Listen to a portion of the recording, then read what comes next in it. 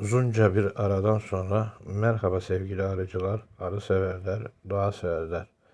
Bugünkü videomuzun konusu arılara erken ilkbaharda kat atmak ve tabii ki değişik bir sistem. Kule sistemi 5 artı 3, 5 artı 3. Kule sistemi ile ilgili bu ilk video. Bununla ilgili daha 2 tane video atacağım ki tam olarak anlaşılabilsin.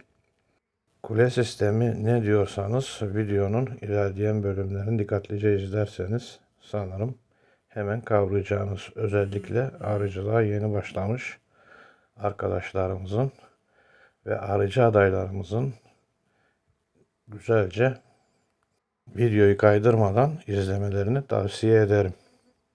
Bu konuyla ilgili, kule sistemiyle ilgili daha 2 video atacağım. Tam anlayıcı olmak için onları da iyice izlemenizi tavsiye ederim. Evet, şimdi birinci çerçevemizi aldık. Full bal ve polenliydi.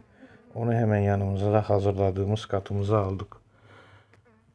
Şuna bakacak olursanız yani yavru sökülmüş, sökülen yavrunun yerine çok da güzel kraliçe arı, yani ana arımız yerleri doldurmuş. Bu arada son bir haftadır buraya acayip bir yağmur yağıyor. Biliyorsunuz ben Balkanlardayım.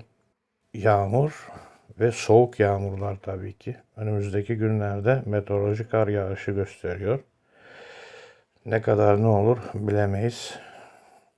Evet. Bu çerçeveyle yine kapağısı bir taraftan sökülürken diğer taraftan günlük yumurta atmış ana arımız. Evet, bu çerçevede yine kapağlı ve açık. Üçüncü yavrulu çerçevemiz kapalı ve açık. Gayet de güzel bir çerçeve. Arı yağmurlara rağmen çok iyi çalışmış. 3 ve 4. çerçevemiz. Tabii ki bu da yavru olacak. Kapalı ve açık. Şurada gördüğünüz gibi kapağın altına arı petek örülmüş diye çerçevelerin üzerinde mumlar var. Tabii bunları sonra alacağız, alt kattakileri. Evet, bu da 4. yavrumuz. Onu da katımıza alacağız. Yine kapalı ve açık. Çok da güzel. Varroa'dan temizlenmiş bir arı. En son buna oksalik asit buhar yapmıştım. Evet, kata alacağım 5 çerçeveyi tamamladım. Yani bir tane ballı ve polenli ve 4 tane yavrulu. Şu da alt katta kalacak. Alt katta kalacak olanlardan da kaç yavru bal veyahut da boş var mı bakmam gerek. Benim buralar için oğul zamanı daha erken olsa bile havalar da soğuk gittiği için yine de güzelcenek bakmakta fayda var. Çünkü erkek arıların bir turu çıkmış. Erkek arı bayağı bir çoğalmış. Artık bundan sonra benim buralarda da sıkışmış büyük arılarda oğul sorunu baş gösterebilir. O yüzden bu çerçevelere de iyice bakıp sistemimizi halledeceğiz. Alt katta yani kuluçkalıkta 1, 2 ve bu çerçevede yavru olduğuna göre evet 4. yavrumuz. Hemen peşindeki gördüm, o da yavrulu. Bu çerçevenin alt kısımlarında herhangi bir yüksük memesi falan filan yok. Zaten arı gayet güzel. Yani bu arının kapalı yavruları aşağı yukarı 1 hafta 10 gün gibi hepsi sökülünce tahmini bunda 30 bin 40 bin nüfus varsa evet, bu da yavrulu bir çerçeve. Bu nüfus diyorum, bağlı yavru sökülünce varın gerisini siz düşünün. Ne kadar nüfusa ulaşabilecek. Bu da çok güzel yavrulu. Şöyle bakalım. Erkek arı da yani bir tur bayağı bir iyi sökülmüş aslında. Erkek arı görülüyor. Her ne kadar siz göremeseniz de kameradan. Bu çerçevemiz arka kısmı bal. Evet. Ön kısmında polen. Şuraya yavru atmış mı diye baktık. Burada da yavru yok. Ballı ve bal ve polen bu çerçevemizde. Artık düzenimizi yapmak için kontrolümüz bitti. Kule sistemi geliyor. Evet. Öncelikle yavrunun bittiği yere bir tane ham veriyor. Çerçeveleri biraz düzene soktuktan sonra buna bir tane daha kuluçkalın sağ tarafına dıştan ağrı, yani ballı ve polenli olan çerçevenin arasına gelecek şekilde bir çerçeve daha eklemem gerekecek. Hemen arkadan kapmam lazım. Ve aynı zamanda bunun üzerindeki mumları bir güzel temizlememiz lazım. Kule sistemi erken ilkbaharda gayet çok işe yarayan bir olay.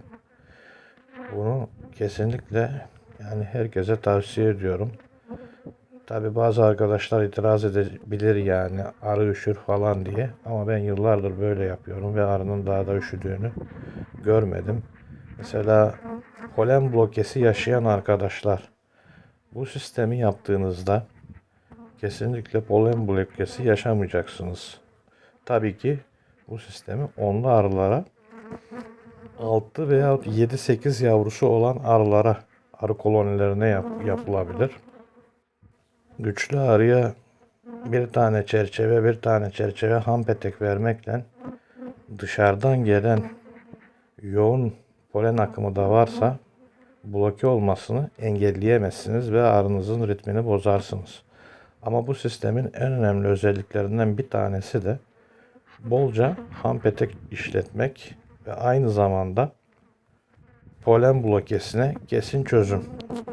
Yoğun polen gelen bölgelerde ve polen blokesi yaşayanlar mutlaka bu sistemi denemeli. Zaten deneyen arkadaşlarımızın kesinlikle vazgeçilmez bir sistemi olacağına inanıyorum. Şimdi evet, görüldüğü gibi ara yere bir tane ham petek girmiştik. Şu arka kısma da bir tane ham petek girerek bu koloninin sağ tarafına, evet, şuraya bir ham petek daha girdik ve ballı polenini iki tane ham peteğin arasında kaldı. Yani şimdiye kadar iki tane ham petek verdim. Bir tane sol tarafa straforun olduğu yere de ham petek verdim. Yani burada toplam 3 tane ham petek oldu ve kuluçkalığın 5+3 sistemi oluştu. Şimdi üst kısma gelelim. Yani balla, kata, artık ne derseniz. Evet, katta da aynı işlem işlenecek. Yalnız ballı ve polenli bu defa sol tarafta olduğu için iki tane çerçeve sol tarafa verilecek ve bir tane sağ taraftaki duvara. Yani sistem aynı sistem. Aynı alttaki gibi, sadece ne altta sağ tarafa vermiştik iki tane ham peteği. Burada üst katta sol tarafa vereceğiz. Çünkü ballı ve polenli olan burada ve böyle olması gerekiyor. Bu sistemin özelliklerinden bir tanesi de bu. Yani arı sağlı ve sollu rahatça çalışabiliyor. Yavrular da altta ve üstte olmak üzere tam ortada.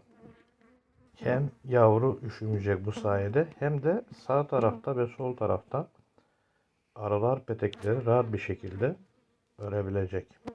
İki çerçeve ve kapağın altındaki bal bu arıya en azından bir hafta kadar yeter ve bu verdiğim petekleri de kabartır diye düşünüyorum. 5-3-5-3 kule sisteminin devamında bir dahaki videoda görüşmek üzere. Artık yavaş yavaş burada videomu sonlandırıyorum. Bu konuyla ilgili diğer videoları da mutlaka izleyin diyorum. Hoşça kalın, dostça kalın, arılarla kalın, sağlıklı kalın.